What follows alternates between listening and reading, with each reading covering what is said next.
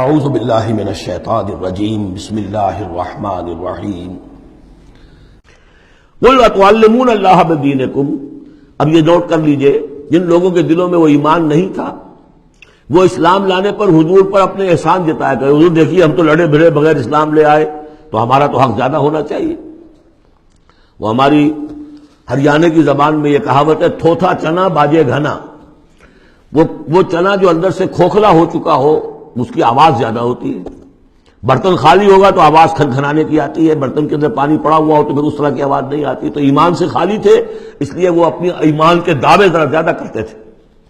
قل اتعلمون اللہ بدینکم، تو اپنے دین کا جو اس طرح سے بڑھ چڑھ کر باتیں کرتے ہو تو اللہ کو بتانا چاہتے ہو، جتلانا چاہتے ہو اپنا دین. واللہ یعلم ما فی السماوات و ما فی الارض. اگر تمہیں ایمان حاصل ہوتا تو تم یہ جانتے کہ اللہ تو جانتا ہے جو کچھ کے آسمانوں میں اور زمین میں ہے. ایک بندہ مومن کے لیے تو یہ کہنے کی ضرورت ہی نہیں. واللہ بکل شیء علیم، اللہ تو ہر چیز کا علم رکھتا ہے. یمنون علیک ان اسلموا، اے نبی یہ آپ پر احسان دھر رہے ہیں کہ ہم اسلام لے آئے.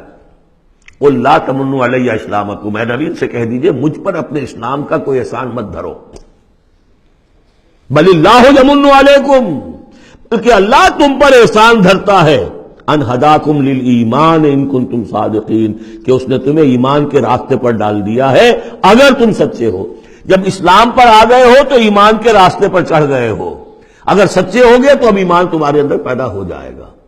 اطاعت رسول کرتے رہو گے، اطاعت اللہ الہی کرتے رہو گے، نمازیں پڑھو گے، روزے رکھو گے، زکوٰۃ دو گے خوش دلی کے ساتھ، تو ان اعمال کی بدولت ان کی نورانیت تمہارے قلوب کے اندر اترے گی اور اس سے تمہارے اندر ایمان پیدا ہو جائے گا.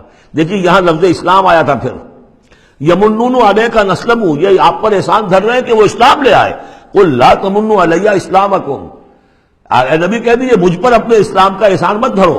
بل اللہ یمن علیکم، بلکہ یہ تو اللہ تم پر احسان دھر رہا ہے. ان ہداکم للایمان، کہ یہ جو تمہیں اسلام لانے کی توفیق دے دی اس نے، تو اس نے گویا کہ ایمان کی سڑک پر ڈال دیا، تمہیں اس راستے پر ڈال دیا ہے کہ جو ایمان تک لے جائے گی. ان کنتم صادقین، اگر تم اپنے اسلام میں صادق ہو. ہاں اسلام منافقانہ لائے ہو تو بات اور ہے. دل میں عداوت ہے، دشمنی ہے صرف جان بچانے کے لیے، اگر نیت یہی ہے تو پھر تو ظاہر بات ہے کہ نہ اسلام ہے اور نہ ایمان ہے.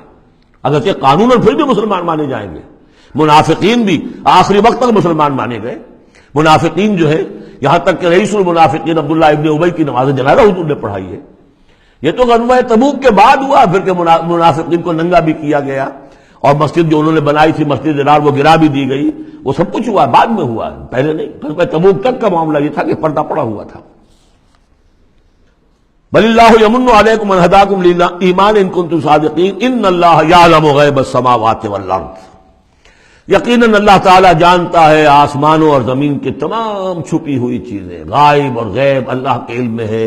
واللہ بصیر بما تعملون، اور جو کچھ تم کر رہے ہو اللہ اسے دیکھ رہا ہے. صدق اللہ العظیم.